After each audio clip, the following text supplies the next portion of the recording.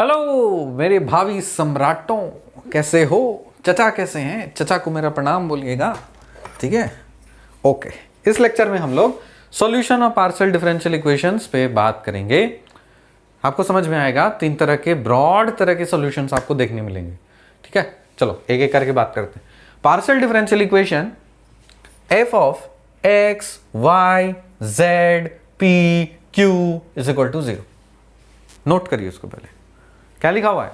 F of x y z p q is equal to 0। ठीक, यहां पे आपको पता है क्या है? एक्स क्या होता है? एक्स होता है आपका इंडिपेंडेंट वेरिएबल, एक्स होता है इंडिपेंडेंट वेरिएबल, वाई होता है इंडिपेंडेंट वेरिएबल, जेड होता है डिपेंडेंट वेरिएबल, पी का मतलब डो जेड डो एक्स, क्यू का मतलब डो जेड डो वाई, डो जेड डो वाई। तो ये रहा आपका पार्शियल डिफरेंशियल इक्वेशन। अब हम लोग का मकसद ये है, प्रीवियस लेक्चर में हम लोग को इक्वेशन दिया था z is equal to, previous lecture में हम लोग यहां से यहां जाना सीखे थे, तो इसको बोला जाता है construction, construction of partial differential equation. इसका एक और नाम होता है, क्या बोलते हैं? Formation, formation of partial differential equation. ये कब पढ़े हम लोग? ये हम लोग प्रीवियस लेक्चर में पढ़े, तो अगर नहीं देखे हो जा करके सीख के आओ। और हम एज्यूम करके चल रहे हैं कि आपका पूरा सीरीज चल रहा होगा, वेब सीरीज। इस लेक्चर में हम लोग नीचे से ऊपर जाकर के नहीं, बल्कि ऊपर से नीचे आना सीखेंगे, और इसमें हम लोग बात करेंगे solution of partial differential equation. तो यहां पे इसका क्या नाम है? Solution of partial differential equation. Clear? Okay, this lecture किस में सीखेंगे? इस लेक्चर में सीखेंगे, और आने वाले सब्सिक्वेंट लेक्चर्स में भी सीखेंगे। ठीक, अब देखो, सॉल्यूशन का हम डेफिनेशन बता देते हैं। सॉल्यूशन का मतलब क्या होता है? चलिए इसको पहले यहां तक छापिए, उसके बाद फिर हम एक्सप्लेन करते हैं। क्या लिखा पढ़ो?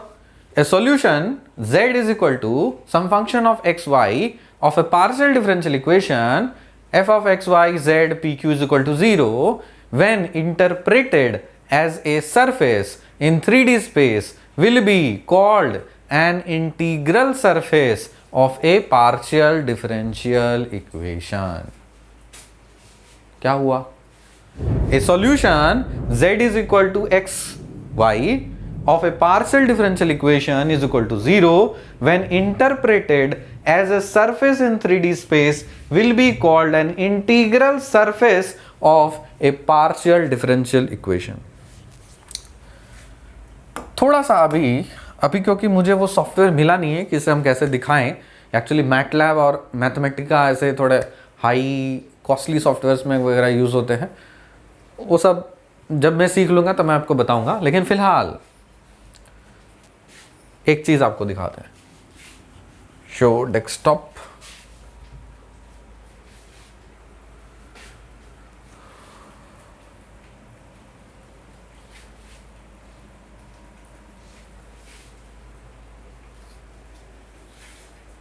आपको इससे थोड़ा सा आइडिया हो जाएगा कि हम कहना क्या चाह रहे हैं।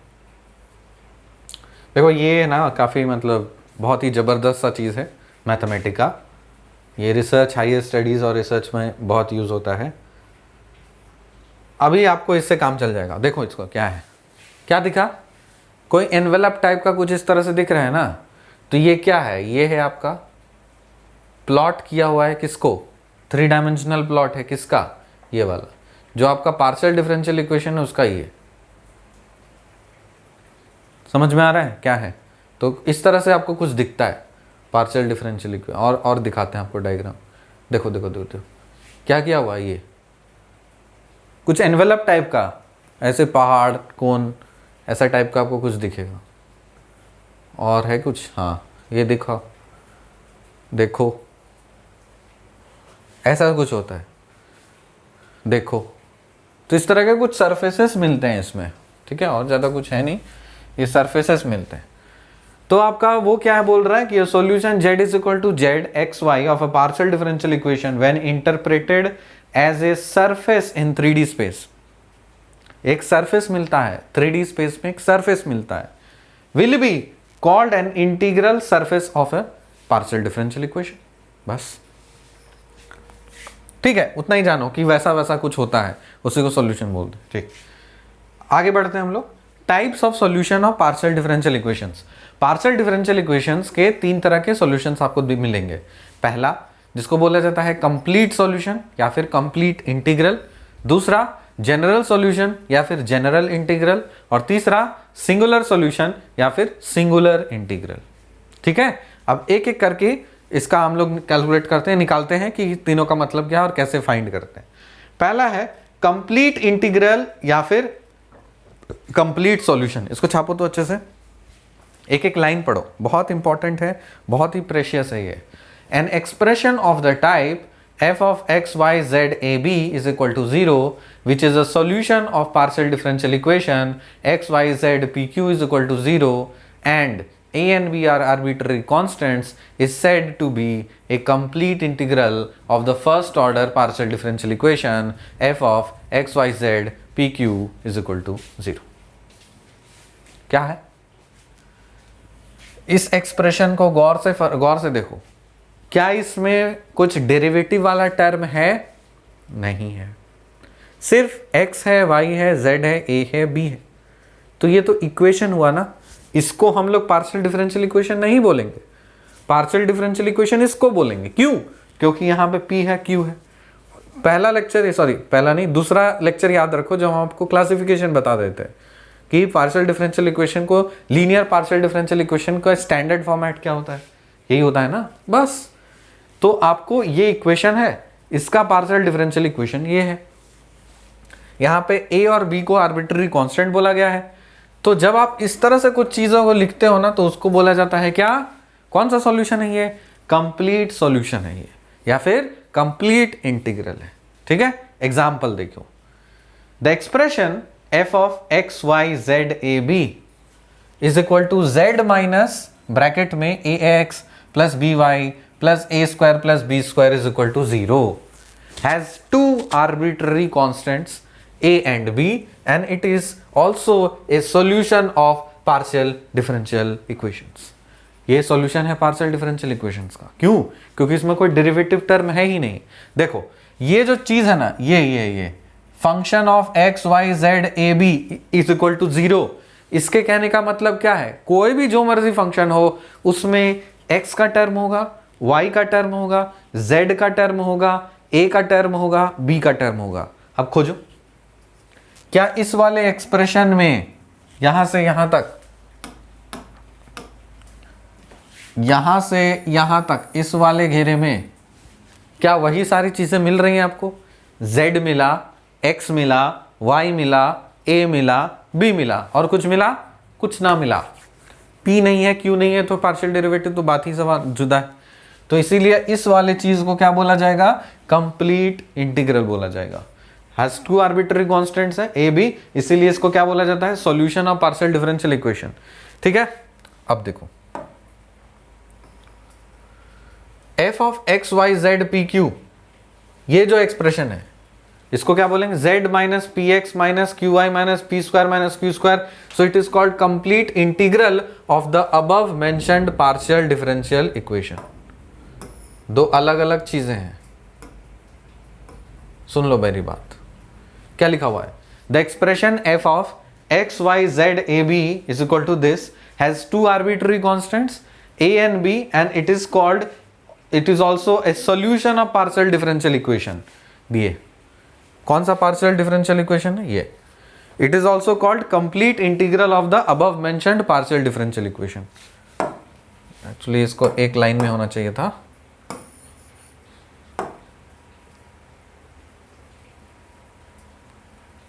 ठीक है, रहने दो, कोई दिक्कत नहीं।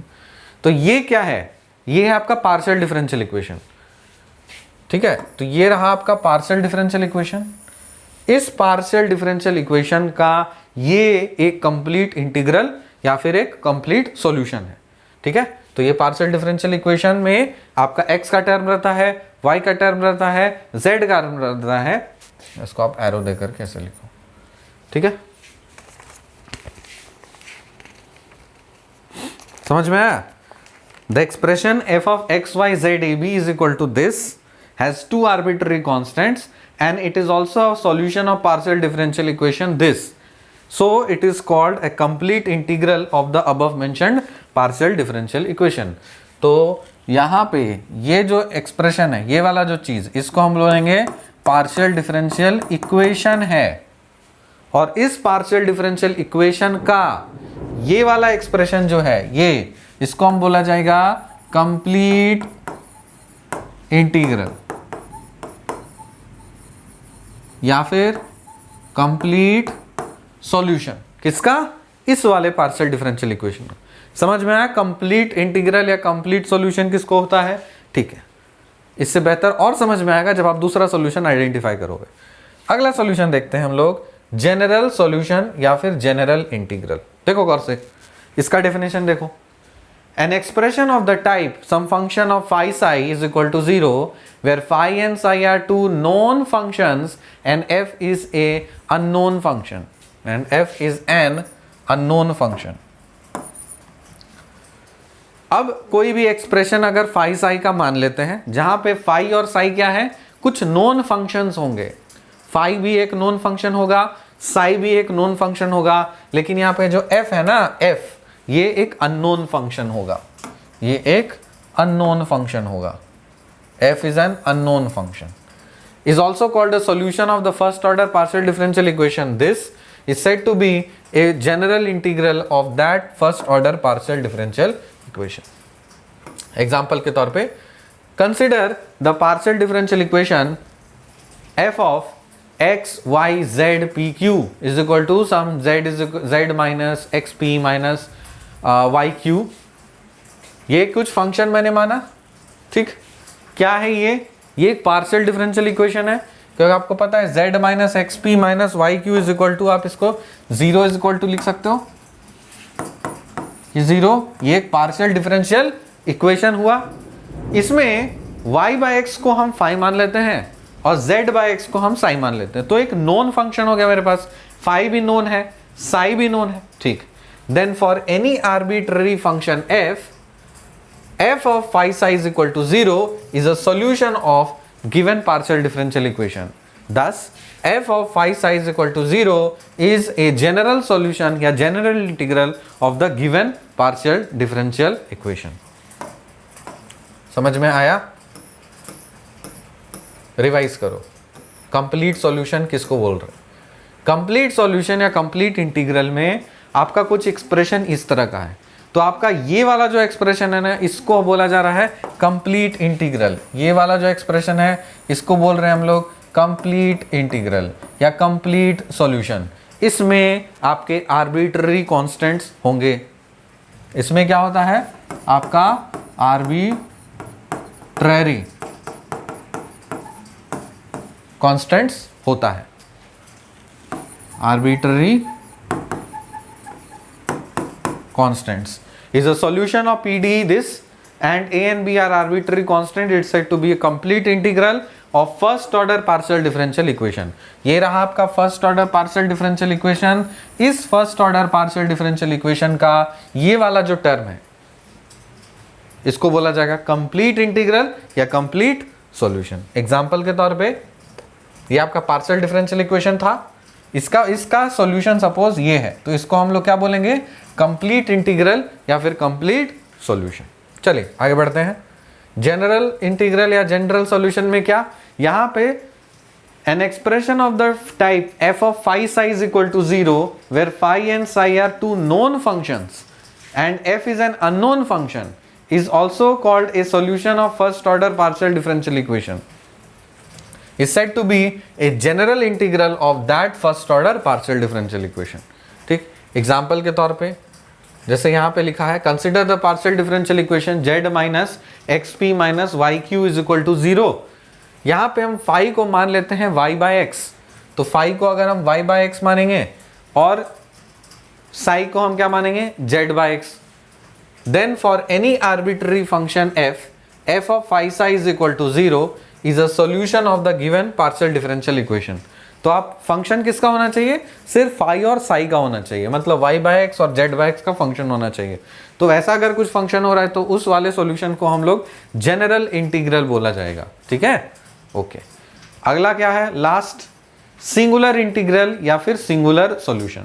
Envelope of a family of curves. इसको समझने के लिए आपको पहले एनवेलप समझना पड़ेगा कि एनवेलप क्या होता है. The envelope of a family of curves is a curve such that each point it touches tangentially one of the curves of the family. क्या बोला, the envelope of a family of curves.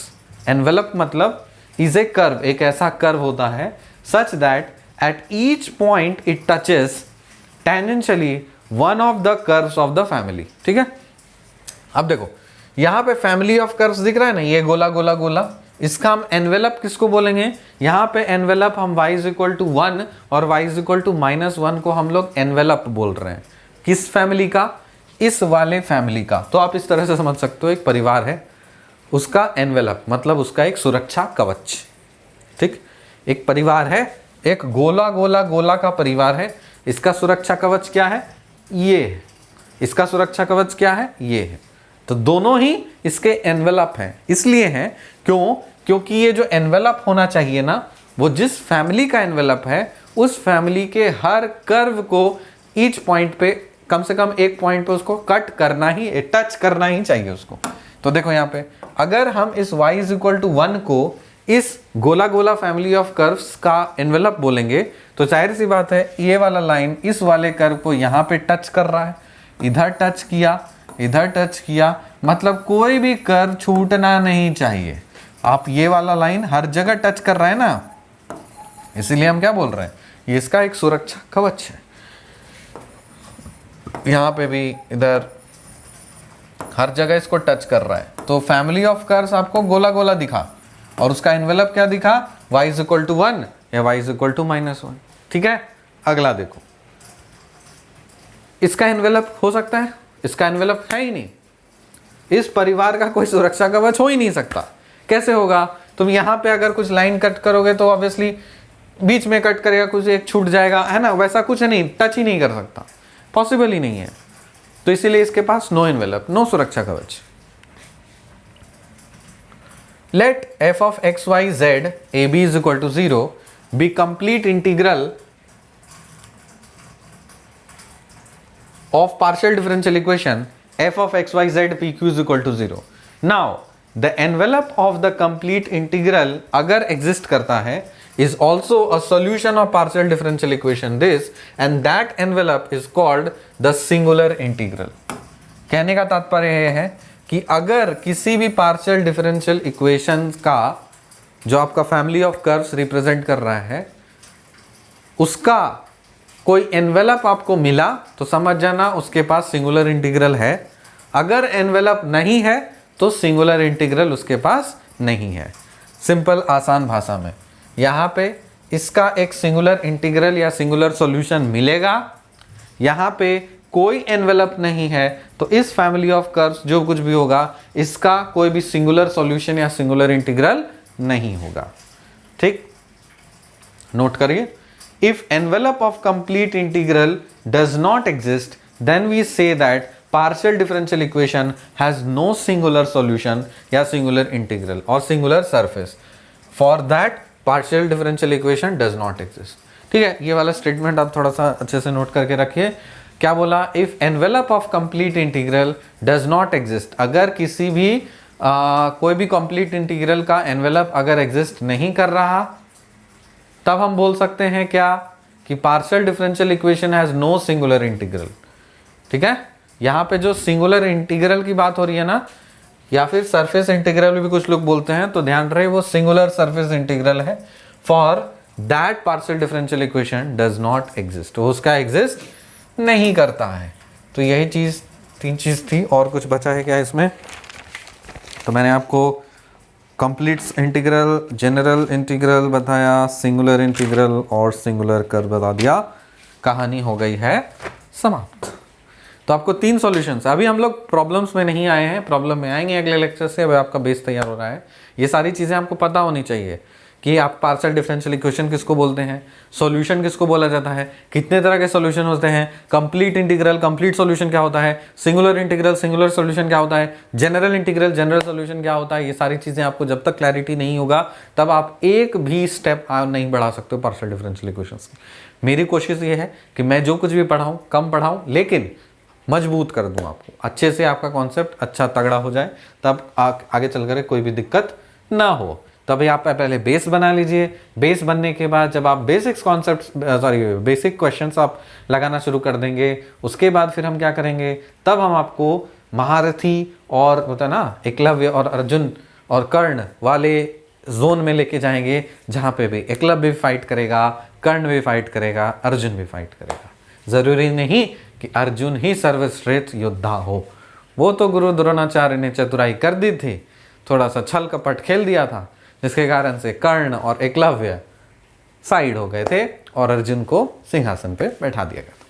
लेकिन वैसा नहीं, life में एकलव्य भी है, कर्ण भी है, अर्जुन भी है, तीनों में हमेशा युद्ध होता था, होता है और होता ही रहेगा। आपको चुनना है कि आप क्या बनना चाहते हैं। अर्जुन बनना चाहते हैं with some special extra privileges, Karna बनना चाहते हैं, या फिर एकलव्य बनना चाहते हैं, आपकी मर्जी। मेरे हिसाब से तीनों होना इंसान में ज़रूरी है। कोई भी एक बड़ा छोटा मैं नहीं करता, क्योंकि तीनों की क्वालिटीज़ जहाँ तक मैंने देखा है कि एक इंसान में तीनों की क्वालिटीज़ होना आवश्यक है, ना ज़्यादा ना कम। ठीक, अगर आप मेरी बात समझ पा रहे हो तो आई होप आप समझ गए होंगे मैं कहना क्या चाह रहा हूँ। मिलते हैं आपसे अगले लेक्चर में, तब तक के लिए बाय।